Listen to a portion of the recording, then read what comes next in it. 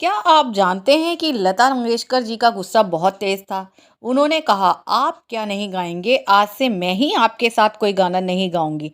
इसके बाद लता जी ने सभी संगीतकारों को फ़ोन करके कह दिया कि मैं इस गायक के साथ बिल्कुल डुएट सॉन्ग अब नहीं गाऊंगी।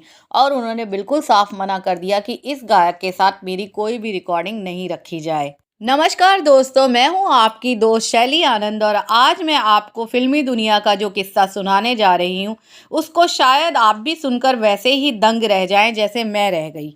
दोस्तों, लता दीदी पर समय समय पर कई तरह का इल्ज़ाम लगते रहे। एक बार उनका झगड़ा भारत के सबसे मृदुभाषी और सज्जन गायक महान मोहम्मद रफ़ी जी से हो गया। लड़ाई संगीतकारों को मिलने वाली रॉयल्टी को लेकर थी, जिस पर लता मंगेशकर और मोहम्मद रफ़ी साहब के विचार आपस में नहीं मिले और दोनों के बीच में ज़ोरदार झगड़ा हो गया। आज की हम इस रिपोर्ट में उसी झगड़े का किस्सा आपको बताने जा रहे हैं। दोस्तों, 60 का दशक आते आते लता मंगेशकर का रुतबा बहुत बढ़ गया था। हर संगीतकार उन्हें ही अपने गाने में लेना चाहता था। इस समय तक संगीत कंपनियों संगीतकारों को रॉयल्टी देने का काम शुरू हो चुका था, लेकिन गायकों के लिए ऐसा कुछ नहीं था। नतीजा विदेश की तर्ज पर संगीतकार हर साल हजारों रुपए की रॉयल्टी कमाते थे, लेकिन गायकों को एक पैसा भी नसीब नहीं होता था। इस पर लता मंगेशकर ने मुहिम छेड़ दी कि यदि संगीतकारों को रॉयल्टी मिलेगी तो गायकों को भी रॉयल्टी मिलनी चाहिए।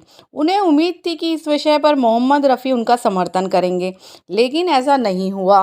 रफ़ी साहब का सोचना था कि हम कला के पुजारी हैं, हमने गाने गा दिए हैं, उसका पैसा हमें मिल चुका है, तो फिर उस गाने का हम पर कोई हक नहीं बनता।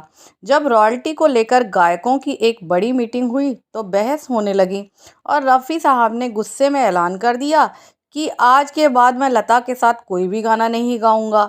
इस पर लता जी ने कह दिया कि वह भी उनके साथ कोई गाना नहीं गाएंगी।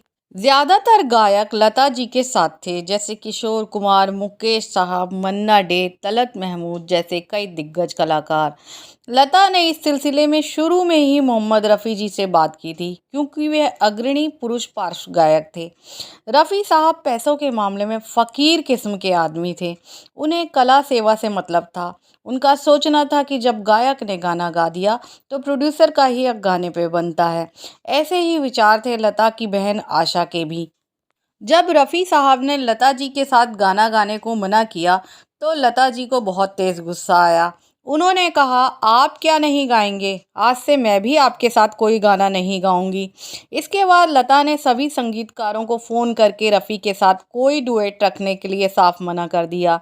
यहाँ तक कि ये भी कह दिया कि अगर वो रफ़ी से गाना गवाएंगे तो वो उनके साथ कभी भी काम नहीं करेंगी। रफ़ी साहब भी नाराज़ थे तो उन्होंने भी इस मामले को सुलझाने की कोई पहल नहीं की। वो नई गायिकाओं के साथ गाने गाने लगे। 4 साल तक रफ़ी साहब और लता जी ने एक साथ गाना नहीं गाया।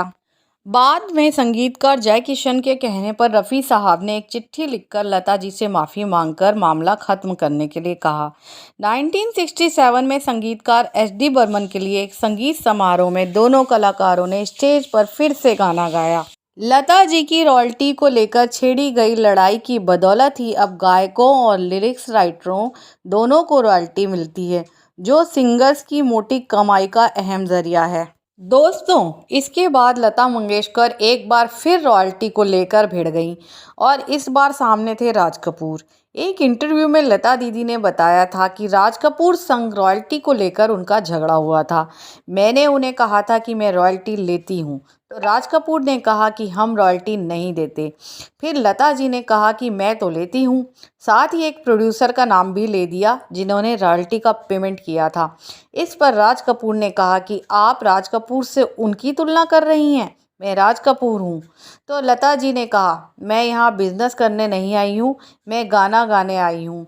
मेरे लिए वह भी उतने ही बड़े हैं जितने आप। मैं भी लता मंगेशकर हूँ। राज कपूर रॉयल्टी देने के लिए नहीं माने और लता जी ने गाना गाने से मना कर दिया। इसके बाद जब राज कपूर ने एक दो फिल्में की लेकिन बात नहीं जमी, फिर वह लता जी के पास आए और रॉयल्टी दी और उन्हीं से गाना गवाया। दोस्तों, आज की पेशकश में बस इतना ही। अगर आपको हमारा कार्यक्रम और रिपोर्ट अच्छी लगी है तो आप कमेंट बॉक्स में कमेंट करके ज़रूर बताइएगा और चैनल को लाइक सब्सक्राइब करना ना भूलें।